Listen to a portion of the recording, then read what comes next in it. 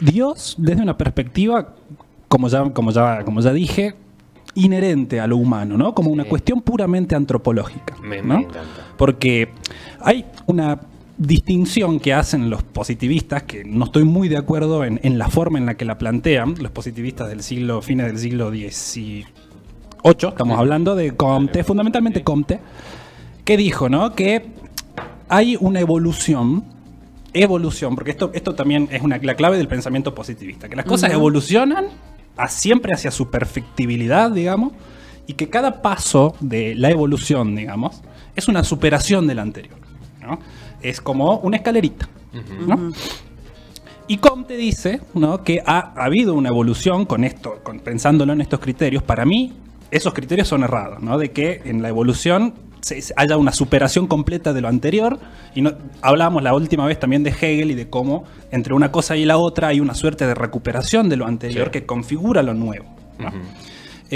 Dicen los positivistas que, bueno, ha habido un tránsito, una evolución en el pensamiento humano que va desde la primacía del pensamiento religioso, ¿no? Que la ciencia, cuando no existía, era la religión, porque lo único que proporcionaba explicaciones aceptadas de la realidad externa al sujeto, a las personas, eran precisamente las explicaciones religiosas, ¿no? Entonces tenemos en una primera instancia, bueno, el pensamiento religioso como un motor del pensamiento humano también, porque las religiones por sí solas no salieron, hubo personas, seres humanos que han reflexionado y que han construido de alguna forma religiosa, ¿no?, una fundamentación del mundo, ¿no?, una explicación del mundo. Dicen los positivistas que, superada la primacía del pensamiento religioso, entramos al pensamiento metafísico o filosófico, ¿no? ¿Qué quiere decir eso? Cuando dejamos el famoso paso del mito al logos que ocurre en Grecia en el siglo VI, Tales de Mileto, que se dice que existe el paso del mito al logos en el momento en el que Tales logra con cálculos matemáticos, ¿no? No sería pronosticar, sería, estimar, acertadamente no estimar, un eclipse, ¿no?, con cálculos matemáticos y no con la explicación tradicional de que sería que Zeus o que los dioses o lo que fuese, ¿no? Entonces ahí ya hay hubo, también en el momento en el que surge la filosofía, ¿no?, en esos momentos era considerada la ciencia y durante muchos años, inclusive hasta el siglo XIX, ¿no?, las ciencias de la naturaleza se llamaban filosofía natural, ¿no? Los científicos eran llamados filósofos naturales, ¿no? Había una filosofía de la naturaleza. ¿Por qué? Porque se le impone este famoso logos, este pensamiento, esta racionalidad, que no significa que no haya racionalidad en el pensamiento religioso. Esa es otra cosa. Para los positivistas no había racionalidad en el pensamiento religioso, ¿no? Se pasa, como te digo, al pensamiento filosófico y dicen también los positivistas que una vez que superamos también, porque también hay una superación del pensamiento religioso, de filosófico, cuando llega la ciencia. Claro. Porque hoy no es lo mismo filosofía que ciencia, cuando antes la filosofía era la ciencia, ¿no?, en este caso. O sea, todo partía desde las preguntas. Exacto. Entonces tenemos, de nuevo, Dios, la divinidad, la religiosidad, lo sagrado, ¿sí?, como un aspecto inherente a lo que somos y a lo que fue nuestra cultura, y que hoy en día sigue, vivimos en Salta también, ¿no? O sea, hay un lugar...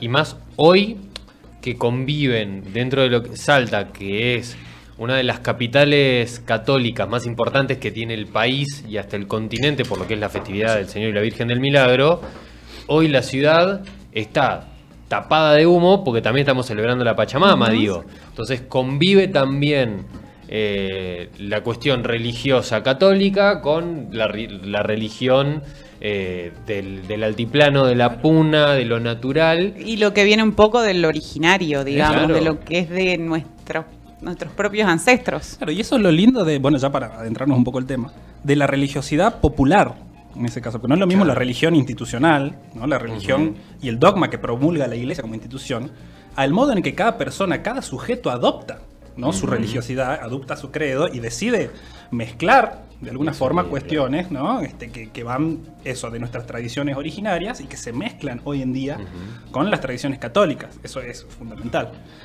Y qué mejor, creo yo, ¿no?, para hablar de Dios y estas cuestiones, que traer a colación, ahora nos metemos en El Señor de los Anillos, una de las cosmogonías, es decir, uno de los orígenes del universo mitológicos, en este caso, diseñado por Tolkien, el autor del Señor de los Anillos, que me parece a mí más hermoso. Ay, qué difícil que es. Yo juro, lo intenté 3 veces. Creo, ¿El Silmarillion? Creo que llegué a la 4ª página y después de que me di cuenta que volví 7 veces para entender quién era quién, claro, dije, no, chico. Aparte es largo. Sí. Es largo. Yo estaba como, no, pará. Pero yo sé que lo leí hace un montón, pero pues manija de Tolkien. La verdad que no sé si lo leí con la conciencia que debería haberlo leído. Bueno, pero esta cosmogonía me parece... A ver, no soy muy avesado en cosmogonías y mitologías de la cultura humana en general, pero me parece muy hermosa porque no he visto, por lo menos yo en mi experiencia, un origen del mundo que se haya dado a través de una canción. claro. ¿No? En la mitología de Tolkien, el mundo surge a través de las imágenes que han proyectado en el pensamiento del Dios Supremo unos dioses menores, ¿no? que lograron y comenzaron a cantar porque se dice que estos dioses menores compartían una parte del entendimiento de Dios, ¿no? Y cada uno compartía una parte aislada, ¿no? Dios en este caso era la totalidad de lo que fue Será, se llama Eru Ilúvatar, ¿no? Es un nombre élfico que se le pone porque Dios por sí mismo no tiene nombre. No, claro. Dios, inclusive en nuestra lengua, es una palabra que tiene otros significados. ¿Quién sabe cuál es el verdadero nombre de Dios? Digamos, ¿no? Exactamente. Hay un cuento también de Arthur Clarke, el autor de Odisea en el espacio, que se llama Los 1000 nombres de Dios. Es espectacular, léanlo también. Es de unos monjes que llaman a una empresa que crea máquinas calculadoras, ¿no? Que necesitan que calcule los infinitos nombres de Dios. Y le preguntan al monje, ¿qué pasa cuando llega al final? Se acaba el mundo, dice. O sea, porque sí, si acabaste con todos los nombres posibles de Dios, acabaste con la totalidad de lo que fue, será, etc. Entonces tenemos este Dios, ¿no? Que puso a cantar a estos dioses menores que eran una parte de su pensamiento. Y las imágenes que le generó... El nombre de Dios es dulce de batata. Por supuesto, uno que seguro apareció en la maquinita. Me encanta cómo divaga el chat en los bloques de chat. Sí. Porque tenemos reflexiones profundas y... Sí. Y que aportes. Analizan respecto a la situación actual. Por ejemplo, en el caso de Critius, que te tira, la religión también como sistema económico, generación de puestos de trabajo, generación de dinero y circulación del capital. A mí me gustó este mensaje que dice: el multiverso de creencias salteñas, nivel Señor y la Virgen del Milagro, Gauchito Gil, Pachamama, Virgen de Urcupiña. Claro. Tenemos un multiverso. Falta diosa y deidad, nos dicen. Pero bueno, decía Santi, retomando, o sea, tenemos estos seres que se van desprendiendo de Dios, que empiezan a cantar su canción y a partir de ahí se sigue creando el... Y esta canción le da al pensamiento, es muy loco porque es como una influencia, es como cuando uno se sienta a escuchar una canción, ¿no? Y todo nos produce imágenes en la cabeza, todo, absolutamente todo. Pero también cuando uno se sienta a escuchar una canción también se produce una suerte de desfile de imágenes y cosas, sentimientos, memorias que se nos ocurren, ¿no? Y que se despiertan según también el orden que dispone, ¿no? Lo que estamos escuchando, ¿no? Y a esas imágenes que se le han generado a Dios, ¿no? Con la música, ¿no? Fueron las imágenes del mundo, de todo lo que va a pasar en la historia, ¿no? Esas cosas sueña Dios, quién sabe nosotros, ¿no? Y él decide darle realidad. Ahí está la diferencia, ¿no? Entre lo que es una divinidad y lo que es nosotros los seres humanos. Nosotros, para darle realidad a algo, tenemos que atravesar el espacio y el tiempo, tenemos que atravesar un proceso. Yo no puedo imaginar una silla y que aparezca, Claro. ¿no? Yo no puedo imaginar y darle realidad a mi pensamiento de forma inmediata. Claro, sí. Y eso lo dicen todos los filósofos. ¿Qué nos diferencia de Dios? Es que nosotros no podemos crear cosas con el pensamiento. Nosotros estamos sujetos, además de nuestros pensamientos, al espacio y al tiempo. Dios no. Dios decide darle realidad a esas imágenes y se hizo realidad del mundo. Claro. ¿Y cuál es otra característica, digamos, de todo Dios o de toda religión? Que siempre hay una polaridad, hay una diferencia entre Dios creador del mundo y lo que fuese y sus criaturas, ¿no? Las cosas que crean. Y me parece muy interesante esta relación, cómo se da en el universo de Tolkien, porque no tenemos un solo tipo de criaturas inteligentes en el mundo de Tolkien, como se supone que somos nosotros inteligentes, las únicas criaturas inteligentes en el mundo. En el universo de Tolkien están los seres humanos, están los elfos, los enanos, los hobbits, etc. Sí, ¿no? y seguimos. Y es muy interesante qué ocurre con estos tres grupos, de alguna forma, de seres pensantes, seres inteligentes. los elfos, ¿cómo son los elfos en El Señor de los Anillos? ¿No? Son los chetos. los chetos, son criaturas Los tinchos. perfectas. Rugby. Son los tinchos. Claro, son... Son la monarquía. son- O sea, tienen esa cuestión de que son ellos los... Es que encima son inmortales, chicos. Claro. son- Aparte de eso los hace como más superiores a nivel intelectual y a nivel como, no sé. Tienen a Liv Tyler. son los... Claro. Eso, Cualquiera. claro. Orlando Bloom. Al capitán, al agente Smith. Claro, Wow Weaving. Así cualquiera, chicos. Entonces los Kate elfos... Blanchett. Claro. Sí. Son los hijos predilectos de Ilúvatar, digamos. ¿Por qué? Porque fueron los primeros en ser creados, ¿no? Y tienen esta característica de tener una cercanía con Dios, de alguna forma, que no tienen el resto de criaturas, digamos. ¿Por qué? Porque estos son, como decíamos, son inmortales, tienen un conocimiento mucho más cercano, porque también ellos, quizás los que no leyeron las obras anteriores de Tolkien, ahora vamos a hablar mucho del Silmarillion, ¿no? Fue una vil mentira esto del Señor de los Anillos, porque estamos hablando De la parte de la creación. de todo lo previo, ¿no? Y bueno, los elfos, como decía, ¿no? Son criaturas mucho más cercanas, han convivido con los dioses también, pero han tenido también una ruptura, una suerte de exilio del paraíso, Claro. ¿no? Porque los elfos también tienen su lado siniestro, Sí. ¿no? Su lado concupiscible, podemos decirlo, que tuvieron quilombo interno, vamos a decirlo, en la isla que vivían con los dioses, los expulsaron. Y como todo tincho. Claro. Y los elfos que vemos en la Tierra Media... Patotearon a un dios y Claro. un quilombo, se van a buscar a salir del boliche. Claro. Y bueno, los elfos que vemos en la Tierra Media son esos elfos, ¿no? Que que miles de años antes se han peleado, distanciado de los dioses, ¿no? Y han tenido que abandonar el continente de los dioses, ¿no? Y bueno, ocurre todo lo que ocurre en la segunda y tercera edad de la Edad Media, donde vemos los elfos que vemos en las películas. Y acá está la cuestión de la palabra religión, ¿no? Porque ya la misma palabra religión supone en su vocablo un distanciamiento, ¿no? Porque religión proviene del latín religare, ¿no? Changuito egresado de colegio católico. Y religar, ¿qué es? Volver a unir, ¿no? Uno como criatura inferior de un ser superior, de alguna forma está distanciado de eso, ¿no? Sí, y hasta, a ver, yendo desde lo básico del principio de la creación, es volver a conectar con el creador a partir de este sistema de creencias y de cultura. Claro, porque también es para el religioso, digamos, es una conexión no solo con el creador, sino es un reunirse con el sentido del mundo, Claro. ¿no? El sentido del mundo. Tranquilo, ¿no? Claro, es Sin como presión. muy pesado.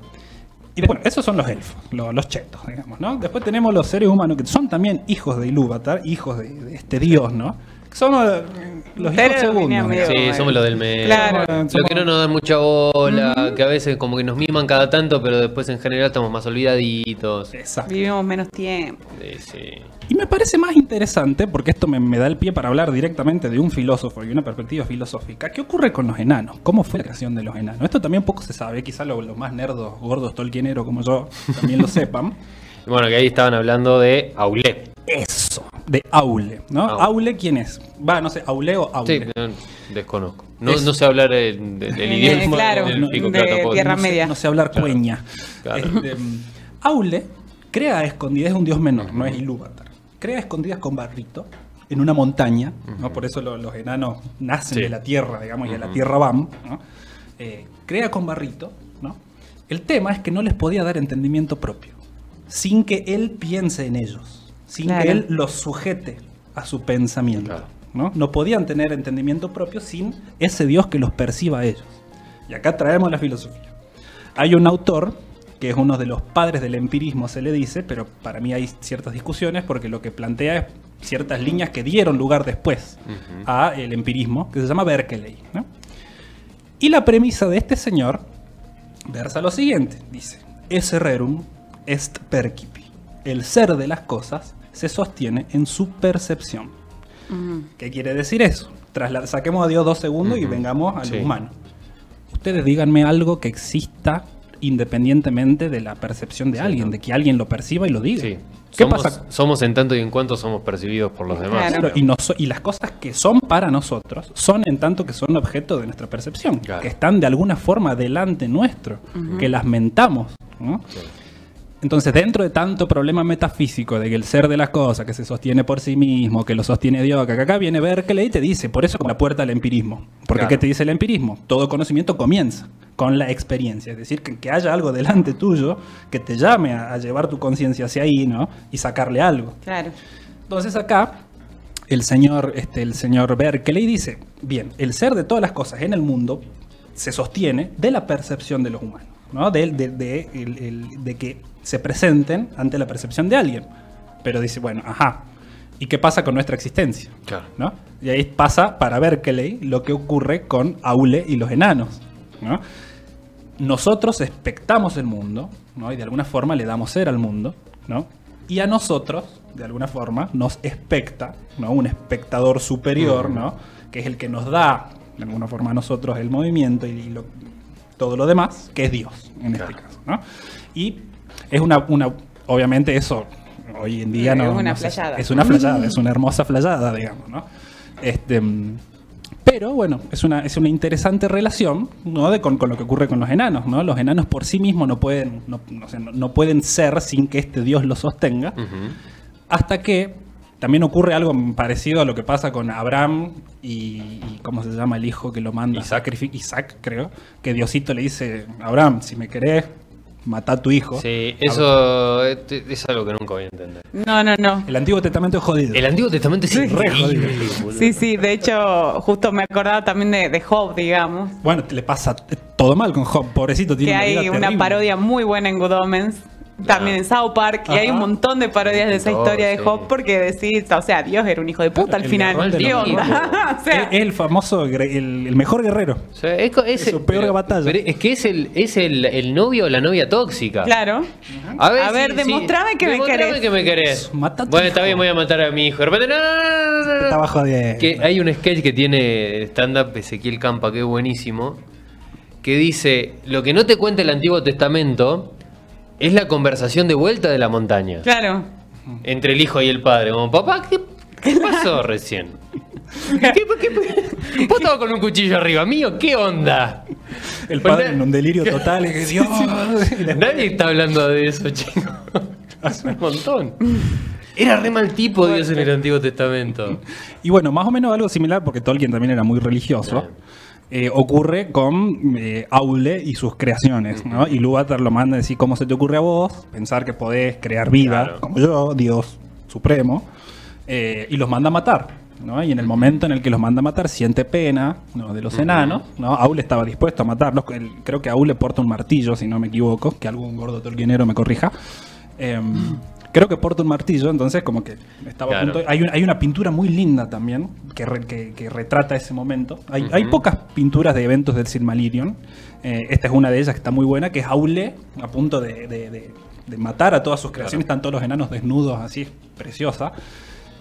Y bueno, y ocurre lo mismo, ¿no? O sea, Dios manda a matarlos y se apiada de los enanos y ahí les da el entendimiento. Claro. ¿No?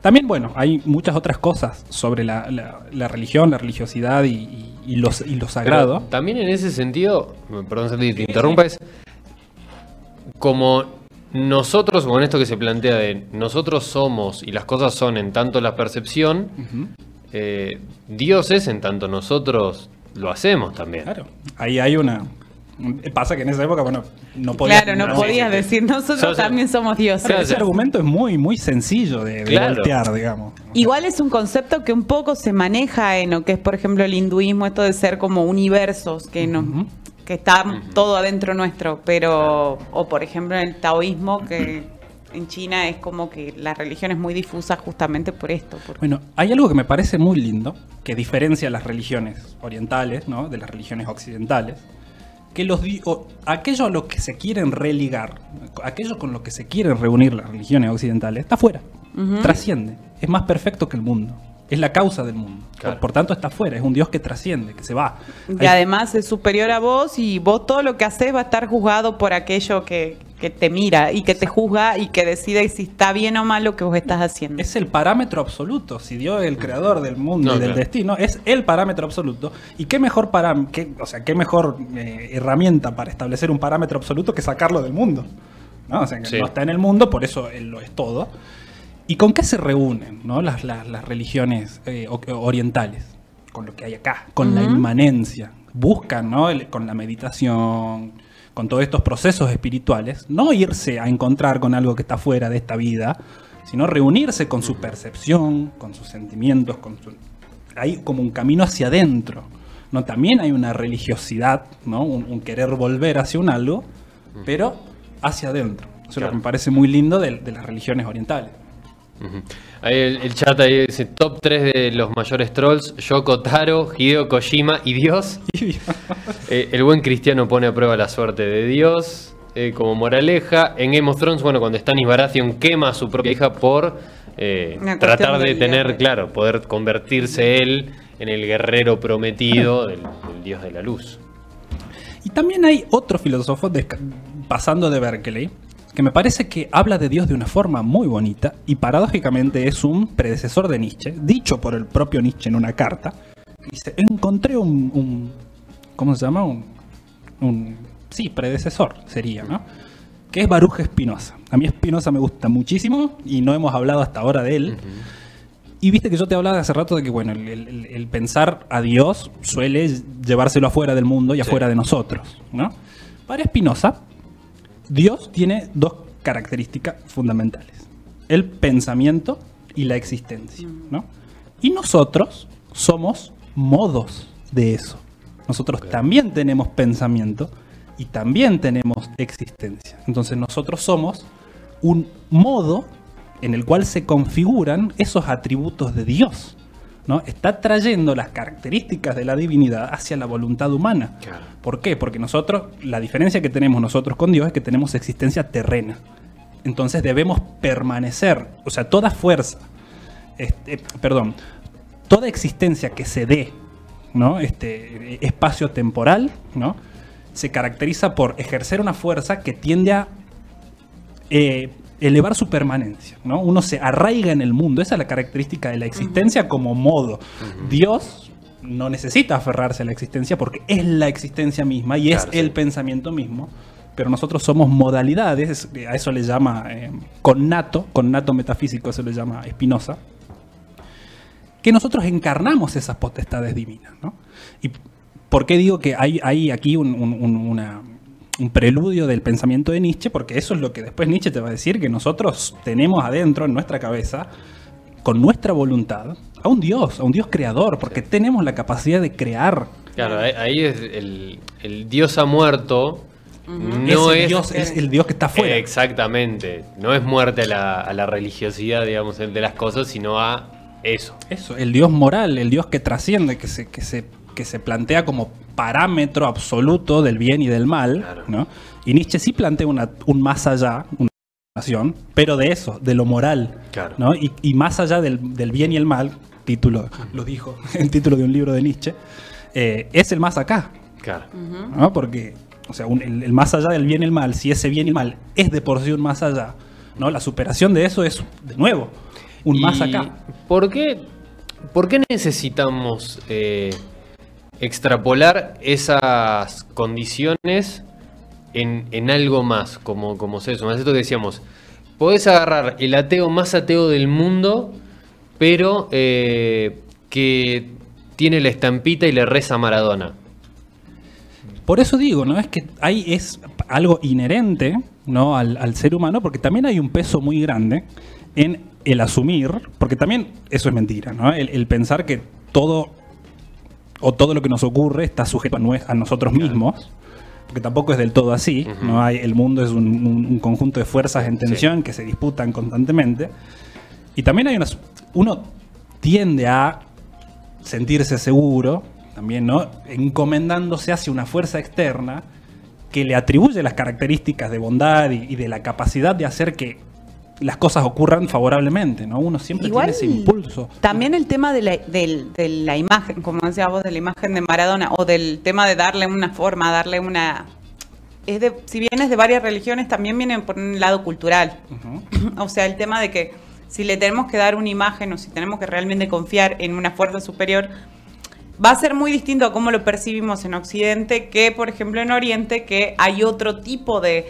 Yo no digo que no crean, pero creen de otra manera. O sea, es como que sus rezos, oraciones o las cosas que puedan llegar a decir para desear por ejemplo, para desear la suerte o para pedir la suerte en determinadas cosas, es diferente, es re diferente. Y si bien significa lo mismo, es diferente a cómo se manifiesta, digamos, en cada cultura. Y además, vos lo dijiste, en general, ¿no? La filosofía oriental la filosofía y la religiosidad oriental no le tiene miedo a hablar de la suerte y de la fortuna. De hecho, es inclusive una fuerza muy grande que tiene, ¿no? La suerte, la fortuna, ¿no? Para la religiosidad occidental es casi una contradicción hablar de fortuna, de azar, ¿no? De alguna forma, teniendo por debajo la noción de un Dios, ¿no? Omnipresente, que omnipresente y Y no, y además con toda la formación que tenemos religiosa, por así decirlo, que si hacemos buenos actos, esos buenos actos serán recompensados. Entonces, como que esa suerte o esa fortuna no debería ser casual, sino debería ser ganada. Sabemos que no es así. Claro. ¿No? Y volviendo, bueno, recuperando, como siempre, a Nietzsche, ¿no? La cuestión de esto, ¿no? Del caminar hacia un Dios, ¿no? Que está fuera del mundo y que es un parámetro externo a nuestras acciones, ¿no? Es, para Nietzsche, ¿no? Un cercenar la vida. Es la muerte en la vida. ¿Por qué? Porque, ¿qué promulga la doctrina cristiana fuerte? ¿No? Que este mundo en realidad pues, es de paso. Es de paso, ¿no? Que tenemos que encomendar nuestra vida actual, ¿no? Para asegurarnos, ¿no? La vida en un mundo más allá de esta vida, ¿no? Que se supone que es la verdadera vida, claro, ¿no? La vida plena en el paraíso, sin preocupaciones, lo que fuese. Entonces uno termina, de alguna forma, cancelando su propia vida, sus deseos, las cosas que él quiere. De nuevo, para Nietzsche tenemos un Dios acá, claro, ¿no? Soy víctima de un Dios, diría lo babasónico. Tenemos un Dios que tiene impulsos, que quiere crear, que quiere hacer cosas, que se ve inmediatamente, digamos, detenido, que choca precisamente con el parámetro existencial, vital, que propone un Dios que está afuera y que te pretende asegurar una vida que está afuera, digamos, ¿no? Por eso también el matar a Dios en tanto, cosa que trasciende a uno, cosa que está fuera del mundo, cosa que limita nuestro accionar, es precisamente darle vida al Dios que está dentro, claro, en cierto sentido, ¿no? El chat dice, todo lo que nos ocurre no siempre tiene explicación o lógica alguna, a veces es y ya está, hasta que quizás alguien lo descubre, pero la existencia humana es tan variable y subjetiva que no te queda otra que confiar. Desde mi punto de vista, la creencia está arraigada en un factor de confianza. Tomando el ejemplo de Maradona, él como entidad ha demostrado ser de confianza mediante sus hazañas y el objetivo que debe cumplir. Y por eso, son fuertes las imágenes. A ver, lo de Maradona es uno de los casos icónicos, pero porque se han erigido templos en su nombre. O sea, es literal. Por más ateo que seas, no puedes no creer en Messi. Es claro, así. Vos vas a Nápoles y está la iglesia maradoniana, es una realidad, digo. Ver las imágenes más allá de la termiada futbolística, que de repente haya 30.000, 40.000, 50.000 personas en un estadio de fútbol haciendo la reverencia a Messi después de que mete un gol, y vos decís, muchachos, acá algo más hay. Claro. Digamos, o por qué nos estamos ¿por qué? Simplemente como pregunta de ¿por qué endiosar justamente o darle el carácter de Dios a alguien que en teoría comparte las mismas características que nosotros? Claro, porque también la creencia, ¿no? Como cosa que pasa en la cabeza, sí, porque no es lo mismo un conocimiento que una creencia, ¿no? Inclusive Platón, en un texto que se llama el Teeteto, ¿no? Hace precisamente una disquisición de qué es el conocimiento y por qué se diferencia de la creencia. Platón dice que el conocimiento tiene una parte de creencia, ¿no? Pero para que sea conocimiento, esa creencia tiene que ser verdadera. Y vos ves cómo fundamentamos eso de la verdad, porque bueno, pero para los griegos, bueno, había una verdad que se podía encontrar. Y esa verdad o esa creencia debería estar justificada, ¿no? Hay una suerte de mediación que ocurre con esta primera materia que es la creencia. Entonces, descartemos esas dos cosas, la justificación de la creencia y la verdad de la creencia. El que cree en Maradona, el que cree en Dios, el que cree en el Gauchito Gil, el que cree en Gilda, no busca justificar su creencia, ni busca la verdad de su creencia. Entonces es también una suerte de abrazar lo inmediato, ¿no?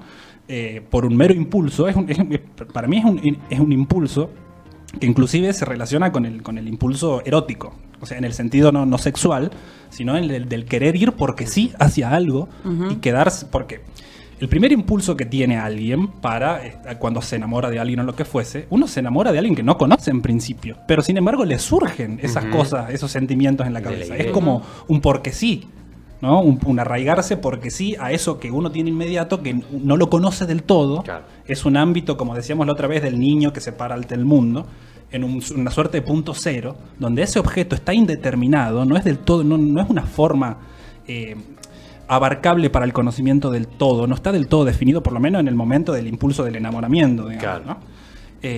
Y sin embargo uno se planta ante eso y busca ese objeto, ¿no? Ese es todo. Además, todo impulso de la voluntad también, al cual después le podemos meter un montón de cosas, inicia con un impulso erótico, un impulso del querer ir porque sí. ¿Por qué me interesó a mí la filosofía? No hay razón ni justificación. No. Que a mí cuando tenía 16 años... llamado, la vocación. Me puedo de alguna forma... Porque yo en ese momento no conocía la filosofía. Claro. No podría justificar realmente, sabiendo lo que es la filosofía, mi gusto por ella. Ni hoy sé del todo lo que es la filosofía, digamos, ¿no? Y bueno, convengamos que nos pasa a todos con toda la carrera. Entonces, o el nene que de la nada... Una vez que nos adentramos, nos enteramos. No. O el niño que de la nada muestra gusto por dibujar, por algún tipo de deporte, es un porque sí, un dirigirse, no se pone a pensar del todo. Inclusive hay cosas que hacemos y las que más nos gustan, que si nos ponemos a pensar cómo las hacemos y por qué, no nos sale. No. Porque va, de alguna forma, pues uno lo lleva puesto, ¿no? Sí. Y ahí está la cuestión de la creencia. Cuando uno cree, uno se sujeta a un objeto que es indeterminado y no quiere determinarlo tampoco. Porque ya se vuelve objeto de la racionalidad, ya se perfila de alguna forma eso que es primero un misterio quizá, ¿no? Y cuando las cosas, porque también a nosotros nos atraen los misterios, porque ¿qué tiene lo misterioso? Te despierta el impulso. ¿Qué tiene una pregunta? Cuando vos pones algo entre preguntas, primero, haces aquello que pones entre signos de preguntas un objeto indeterminado, es decir, algo que está sujeto a una pregunta. Y toda pregunta te lleva al impulso de querer responderla. Claro. O por lo menos te mueve algo, ¿no? Sí, y eso es la atracción que tenemos los sujetos por la indeterminación. Decían los griegos, volviendo a una cosmogonía, ¿no? Si uno lee la teogonía de Hesíodo, de cómo nacieron los dioses, dice, en un principio estuvo el caos. El caos, ¿no? Para los griegos no había un concepto fuerte de nada, sino que no significa que el caos sea la nada, ¿no? Exacto. Primero estuvo el caos, después Eros, ¿no? Perdón, el caos, la tierra y Eros, el dios Eros, ¿no? Que eso ha hecho que del caos venga la luz, claro, ¿no? Del impulso de querer tender hacia el caos, hacia eso que es caótico. Luego nació el mundo, luego nació el cosmos y el resto de los dioses, ¿no? Entonces siempre hay un sostenerse de la creencia, ¿no? Por eso digo, ninguno se escapa a la sacralización de cosas. No, es que aparte digo, a mí lo que me gusta de estas cuestiones es cuando, por ejemplo, confiamos tanto en un Dios que vos decís, che, pero si hay dos religiones distintas, con intereses distintos, si los dos le rezamos para fines opuestos, digo, algún Dios va a demostrar ser mejor que otro, y ahí empieza lo complejo de la religión. Digo, en una guerra, un bando le reza a un Dios, el otro bando le reza a otro Dios. Bueno, claro, chicos, ¿qué hacemos con eso? Pasa que el religioso, puramente religioso, tampoco cuestiona el por qué cree en eso. Obvio. Y al no cuestionarlo, porque a veces hasta se niegan a sí mismos el cuestionamiento. Yo creo que en todos debe pasar por la cabeza, hasta en el católico más ortodoxo, que sirve al Vaticano, debe aparecer en algún momento de su vida una cuestión de decir, tengo que cuestionarme eso. Ahí hay que ver qué proceso hace de sí mismo para evitarse o para justificar su creencia. ¿Qué hace ¿Existe alguien que tenga la capacidad completa y total de abstraerse de la religiosidad? Digo, de que no lo atraviese ningún... Digo, hasta el más ateo de los ateos a algo le rezó cuando Montiel fue a patear el penal, digo. O sea, en algo proyectó y dijo que entre esta pelota. Digo, a algo. Universo. No sé, a lo que sea. No, y además somos... Y ahí demostramos que el dios argentino es mejor que el dios de los franceses. Ahí está. Giles. Totalmente. No, y también la característica de lo sagrado, o de las cosas que nosotros volvemos sagradas, lo mismo. ¿Por qué Dios es sagrado? Porque no está en el mundo, porque se aparta de lo mundano, ¿no? ¿Qué significa sacralizar? ¿No? Hacer sagrado, ¿no? ¿Y qué significa? No, hacer sagrado es apartar al objeto de lo usual, ¿no? Sí. Nosotros le decimos a Maradona, ¿de dónde viniste? Alienígena, Messi, lo mismo. Messi está como también apartado, Sí, Claro. ¿no? de lo cotidiano. de lo cotidiano, del mundo, y en ese sentido está la sacralización también, ¿no? Pero repito. Y pasa con todos los ídolos, creo, ¿no? Que Eso, justamente por eso es es un por ídolo. eso. Es como, no sé, a nosotros, yo me estoy imaginando el momento que la vea Taylor Swift en el escenario y no sé qué me va a pasar, Desmayo. ¿entendés? A ver. Bueno, yo estoy así con los Sí. Chili Peppers, así cuando Claro. salgan los muchachos me La- voy a desmayar. Hermoso. Santi, hermoso como siempre poder charlar de estos temas. Gracias también al chat que se copa siempre y filosofa con nosotros.